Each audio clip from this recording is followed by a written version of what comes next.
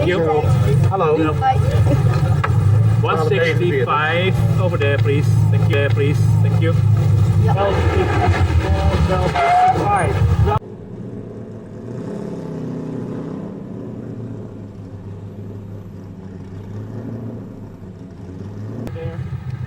It's here.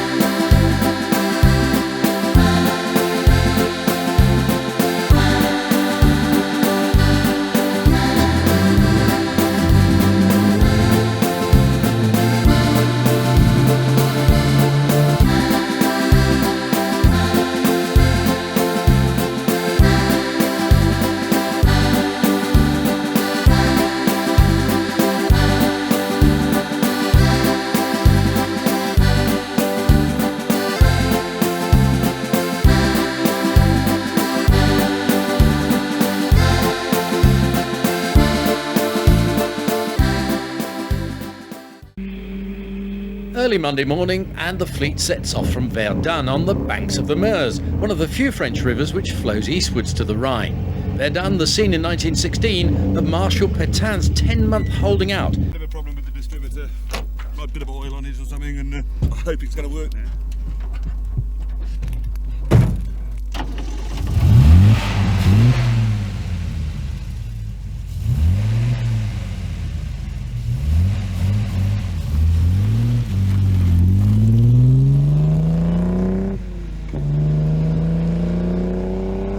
It was a brilliant car, really, because it was very reliable and in those days quite fast. I mean, not like the Porsches and Mercs or Ferraris, but it was very reliable, very strong, and a beastly monster to drive.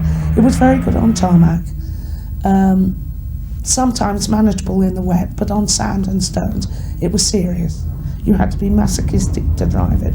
But it was a brilliant car, it had a brilliant career, and I'd never take that away from it. But to sit in one now, you'd have a heart attack. Well, I have, funny enough, you'd have a heart attack. Because the modern cars now, you get out of your saloon car, whatever, get in a Healey and think, my God, how could anyone drive it? But in those days, we were the big boys, you know, we had 200 horsepower. And of course, coming out of things like Morris Minors, or even the Saabs on the straight, couldn't live with the power of the Healey. And we really felt good, we being all the team drivers, not me alone. And we all loved it, you know, top of the range.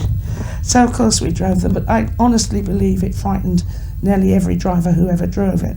And I think nearly every driver who drove it had an accident at one time or another in it, because it had the big tractor engine in the front. It was very heavy in the front, no weight behind, only 2 spare wheels and some petrol tanks.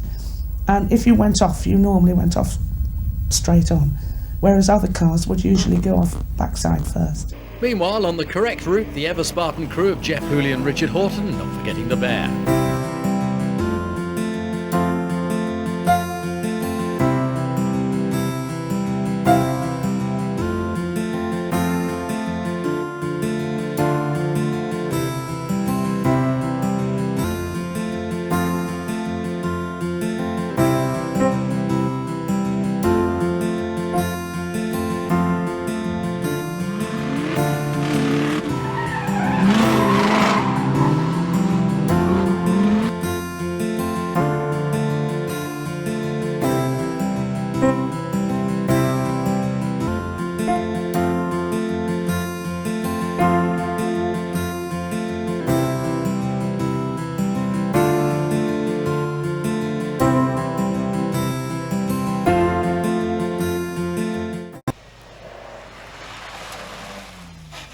Oh, they're all in there.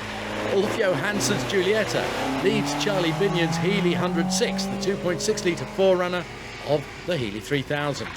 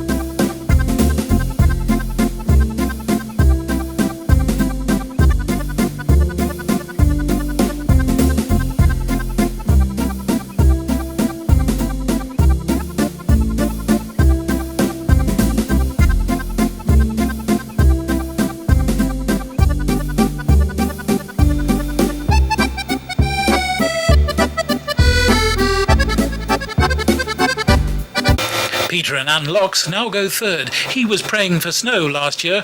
Well, here you are, Peter. The Locks hit something solid. Well, Peter did ask for snow and dropped from third to nowhere. This year I eat my words.